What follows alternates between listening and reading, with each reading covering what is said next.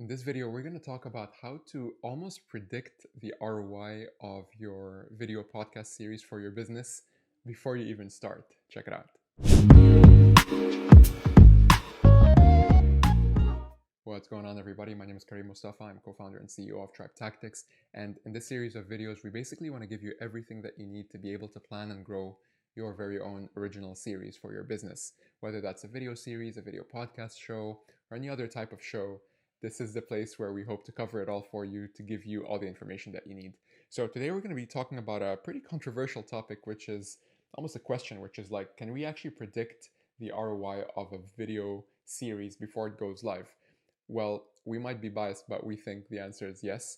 And I'll tell you exactly why that is the case. So based on mathematics, we're going to go through a few different simple scenarios, which will help you to have that conversation internally, especially if you're trying to get a video podcast like over the line internally, and you know for a fact that this is going to work, but like just the nature of how things work, processes, leadership, so on and so forth, you just need to build that business case for them. So a couple of things. First of all, you have to think of your video podcast not just as the pillar or like episodes. We call them pillar episodes. So every full episode, it's not just that, right? Of course, as you might be aware, like you can actually get so much content from every single video episode that you put out. You can get a ton of smaller like video snippets for social, for LinkedIn, for Twitter. You can also create audio podcasts based off of the video podcasts, right? You can create image content, you can create written content as well. And chances are, if you're watching this video or reading this article, like it's probably we probably repurposed this a couple of times over by the time you see this.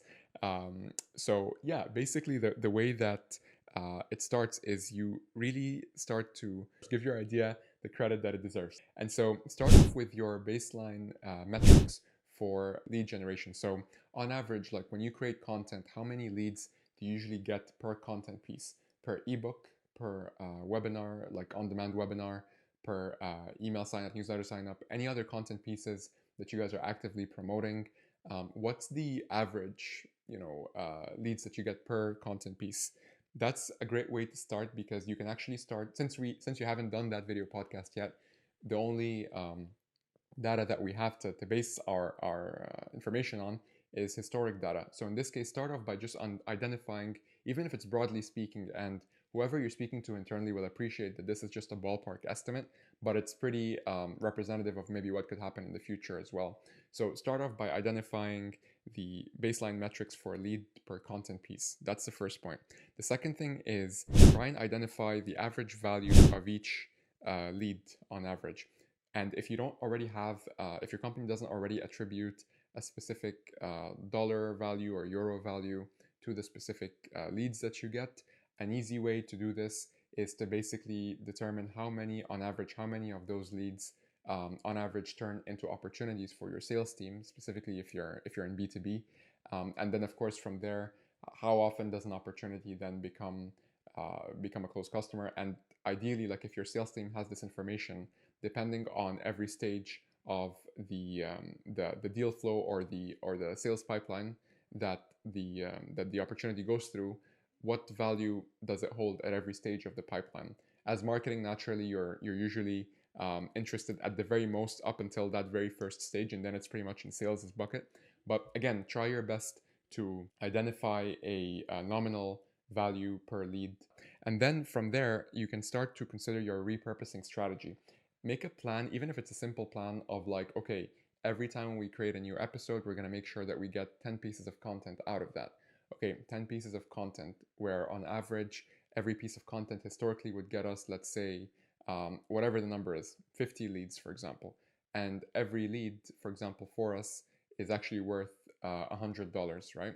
By the time it closes, it's obviously worth a lot more, statistically speaking. So you can basically do some quick maths based on that and essentially simulate what it would look like once you actually launch this podcast show that you want to do, as well as all the additional content that you'd like to have as a supplement or as a component of the greater show strategy, so to speak. And then you'll have plenty of numbers that you can actually share with your leadership team to really help to explain the ROI of starting a video podcast for your business. And we'll make sure to actually link to an ROI calculator that we've built for our customers, but it is pretty universal. You can even use it internally. There's a lot of parts from it that you can just use internally for free, just to be able to help you come up with this math a lot faster.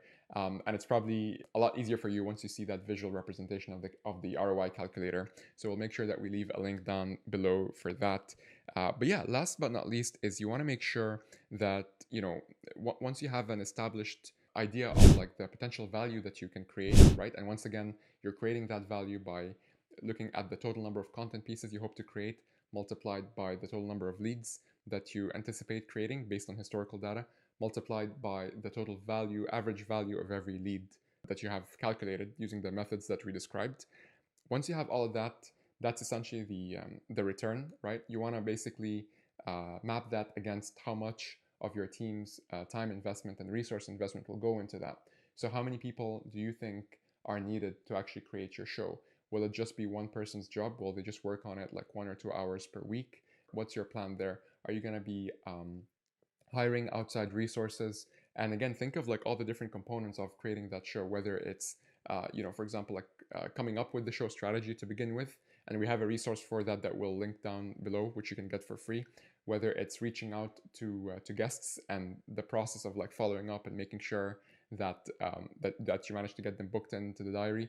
Whether it's the actual recording of it, the actual production of the show, like the post-production of it, whether it's the repurposing of it.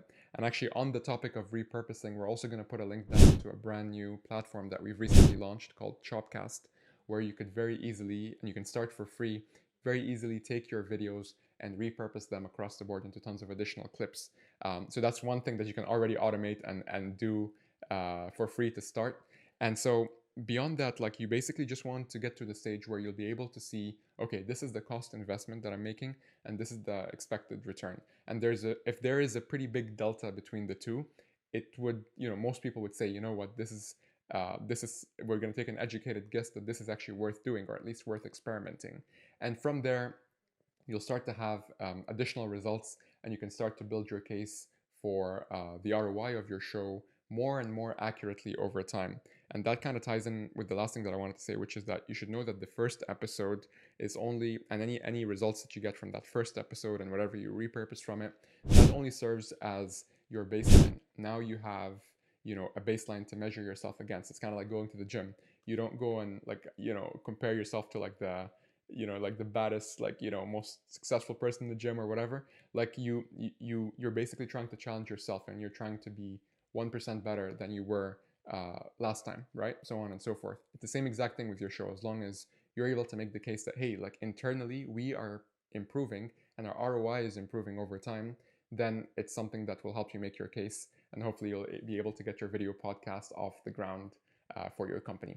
So anyways, hopefully this was helpful, and please let us know if you have any questions in the comments wherever you're watching this, and I'll see you on the next one.